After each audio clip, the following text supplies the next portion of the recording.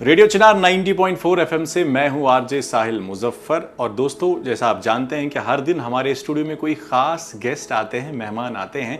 और आज हमारे स्टूडियो में एक बहुत ही स्पेशल मेहमान आए हैं। जी हां, डॉक्टर इनायत मीर, जो कि मेडिकल ऑफिसर है प्रेजेंटली डिस्ट्रिक्ट हॉस्पिटल बारामूला और डिस्ट्रिक्ट हॉस्पिटल हंदवारा में, और सोसाइटी के लिए बहुत ही खूबसूरत काम कर रहे हैं। अपार्ट फ्रॉम दैट, जी हाँ दोस्तों, वो इमोशनल मैनेजमेंट, लाइफ स्किल्स की बहुत नॉलेज रखते हैं। तो आज हमने ये मुनासिब समझा कि इनकी मुलाकात आपसे करें। डॉक्टर इनायत, आपका हम वेलकम करते हैं रेडियो चिनार में।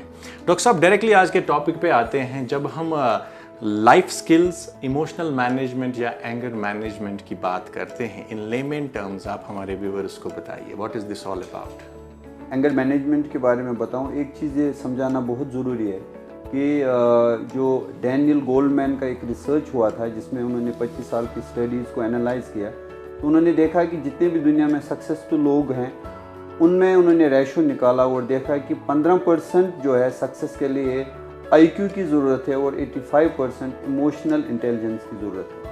सो इमोशनल इंटेलिजेंस या और skill regarding management of emotions एक सक्सेसफुल इंसान के लिए बहुत ज़रूरी है। और हम 27 टाइप के इमोशंस रखते हैं, जिसमें मेन जो इमोशंस है जिसको हम एंगर और लव कहते हैं। और आज हम बात करेंगे एंगर इमोशन के बारे में। एंगर एक बेसिक इमोशन है। अगर एंगर ना हो तो भी इंसान को हम बेगर्जा बोल देते हैं, क्योंकि उसमें गुस्सा नहीं आता है कि जब भी कोई प्रॉब्लम हो जो जेन्युइन प्रॉब्लम। लेकिन अगर एंगर भड़क जाए तो ये तूफान की तरह इंसान को बर्बाद भी कर सकता है। डॉक्टर साहब, आपसे यहाँ पे ये जानेंगे, जब हम एंगर मैनेजमेंट की बात करते हैं, खासकर हम देखते हैं कि बहुत से लोगों का ये सवाल रहता है कि मुझे गुस्सा बहुत आता है, मैं इसको कंट्रोल कैसे करूं? एज एन एक्सपर्ट आप बता दीजिए कि क्या क्या ऐसे वे आउट्स हैं जहां पे हम गुस्से को कंट्रोल करेंगे या चैनलाइज करेंगे प्रॉपरली? क्योंकि जो एंगर इमोशन है, जब ये इंसान में नेगेटिवली एक्सप्रेस होता है तो हम उसको एग्रेशन बोलते हैं। और एग्रेशन जैसे वर्बल भी हो सकता है और एग्रेशन फिजिकल भी हो सकता है। और जब इस मैनेजमेंट की बात आती है तो सबसे बेस्ट जो मैनेजमेंट है वो हमें एंगर को पॉजिटिवली, कंस्ट्रक्टिवली किसी तरीके में चैनलाइज करना है, क्योंकि एंगर एक एनर्जी है और इस एनर्जी को हम ट्रांसफ़र कर सकते हैं एक जगह से दूसरी जगह है, बनिस्बत कि हम इसको सप्रेस करें। और जो लोग एंगर को सप्रेस करते हैं, धीरे धीरे उसका इन्फ्लुएंस उनकी पर्सनालिटी पे पड़ जाता है और वो पर्सनालिटी ही एक्सप्रेस का एक ऐसी एक्सप्रेशन बनता है कि उस ज़िंदगी में उसको इरिटेबल, अनसक्सेसफुल और बड़े ख़राब किस्म के लोगों में सोसाइटी में वो बंदा शुमार होता है और वो अनसक्सेसफुल बंदा भी ज़िंदगी में रह सकता है। और जो लोग इसको चैनलाइज करते हैं पॉजिटिव तरीके में, और कई तरीके हैं इसको चैनलाइज करने में, जैसे कि आम तरीका है कि हम किसी ऐसे गोल सेटिंग पे फोकस करें कि जो हम लोगों का एक मकसद है। जैसे एक एंगर जो है एक एनर्जी है, पावर है। अगर वाकई में किसी के पास एनर्जी है वो कुछ भी अच्छा काम कर सकता है। जैसे आपने देखा होगा कि एक बच्चे को टीचर ने डांटा कि तुम जिंदगी में कुछ भी नहीं कर सकते, लेकिन वो इस डांट को, उस एंगर को इस तरह से चैनलाइज करता है, वो स्कूल में फर्स्ट आ जाता है। यानी उसने उस एंगर को पॉजिटिव डायरेक्शन में चैनलाइज किया। और कई और भी तरीके हैं, जैसे आप किसी एक्टिविटी में अपने आप को इन्वॉल्व करो, खेलने में करो इन्वॉल्व। कई और भी तरीके हैं कि अपने एंगर क्यूज़ को समझना है कि किस किस सिचुएशन में मुझे गुस्सा आता है, कौन सा इवेंट है, कौन सा डिसअपॉइंटमेंट हुआ है तो मुझे गुस्सा आ गया। वो सारे क्यूज़ को लिख के एक एक करके उस सिचुएशन में जहाँ पॉसिबल है उसको आप अवॉइड भी कर सकते हो सिचुएशन में, या जहाँ आपको लगेगा कि इस सिचुएशन की वजह से एंगर है तो try to resolve that thing, तो आपका एंगर ठीक हो जाएगा।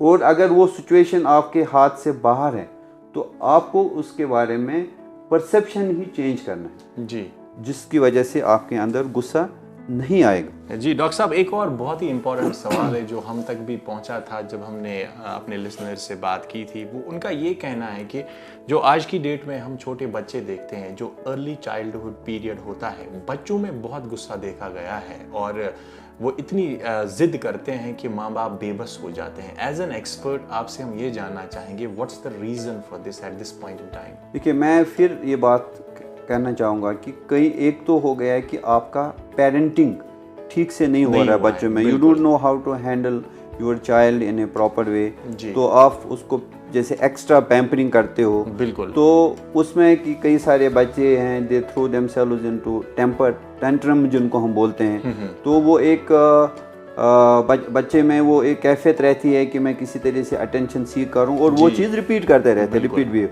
तो आपका रीइंफोर्समेंट जो है पॉजिटिव एंड नेगेटिव रीइंफोर्समेंट है, तो बिहेवियर को उनको चेंज कर सकता है। और दूसरा, अक्सर जो बच्चों में खासकर जो स्कूल बच्चे जाते हैं उनमें कुछ बिहेवियरल डिसऑर्डर्स होते हैं जो अगर पेरेंट्स अर्ली स्टेज में आइडेंटिफाई करें तो हो सकता है कि उनको ठीक तरीके से वो किसी साइकेट्रिस्ट या क्लिनिकल साइकोलॉजिस्ट के पास लेके उनका इलाज कर सकते हैं, जिसमें सबसे कॉमन हम उसको ADHD जैसे हमने बात की बच्चे में होता है, attention deficit hyper active disorder, और दूसरा जिसको हम बोलते हैं कॉन्डक्ट डिसऑर्डर है, और ODD अपोजिशनल डिफिशिएंट डिसऑर्डर जो होता है वो एक बिहेवियरल डिसऑर्डर होता है जिसमें ये बच्चे शैतान तेज़ होते हैं, काम नहीं मानते हैं, गुस्सा कर देते हैं, तोड़ फोड़ कर देते हैं, तो ये एक बिहेवियरल इशू में आ जाता है। तो डेवलपमेंटल इशू जहाँ आपका फॉल्टी पेरेंटिंग है या कुछ अंडरलाइन साइकेट्रिक डिसऑर्डर है, साइकोलॉजिकल डिसऑर्डर है जो इनहेरिट भी हो सकता है, जो पेरेंट से ऑफस्प्रिंग में चला जाता है और पेरेंट्स उसको रिकॉग्नाइज नहीं करते हैं।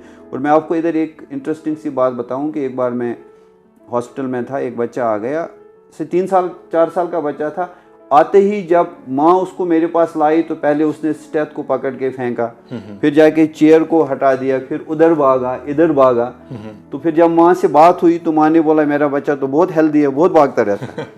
जब उसको ये इस बात का पता नहीं है कि ये बच्चे को ADHD अटेंशन डिफिसिट, क्योंकि ये बच्चा धीरे धीरे जब बड़ा होगा तो उसका फोकस नहीं रहेगा, बिल्कुल वो उसका इमोशनल अनस्टेबिलिटी होगी, उसका कंसंट्रेशन नहीं रहेगा, वो उसकी परफॉर्मेंस धीरे धीरे स्टडीज़ में कम होगी और ऐसे बच्चे कभी कभी एडिक्शन की भी तरह भी बड़े होकर ज़्यादा चले जाते हैं। जी डॉक्टर साहब, अगर हम ओवरऑल देखें हमारी सोसाइटी में जो सोशल वैल्यूज़ हैं, मॉरल वैल्यूज़ है, रिलीजियस वैल्यूज़ है, जैसे आपने बात की जो पेरेंटिंग है, it does play a role, और माँ बाप का एक बहुत इंपॉर्टेंट रोल रहता है, जो खासकर जो अर्ली चाइल्ड डेवलपमेंट होती है बच्चे के इनिशियल 6-7 साल, तब अगर ये सारी चीज़ें ग्रेजुअली इनकलकेट करें तो कहीं ना कहीं जो ये एक बच्चा है कल जब इस सोसाइटी में आएगा ही विल कंट्रीब्यूट और इसको ज़िंदगी का मकसद मिलेगा। एज एन एक्सपर्ट आप क्या कहना चाहेंगे? ये तो डेफिनेटली है कि जैसे हम अभी बात कर रहे थे कि ज़िंदगी में अगर कोई जीता है तो उसका जायका भी आना चाहिए, he should feel the taste of life. Absolutely. और टेस्ट ऑफ लाइफ तभी आदमी फील करेगा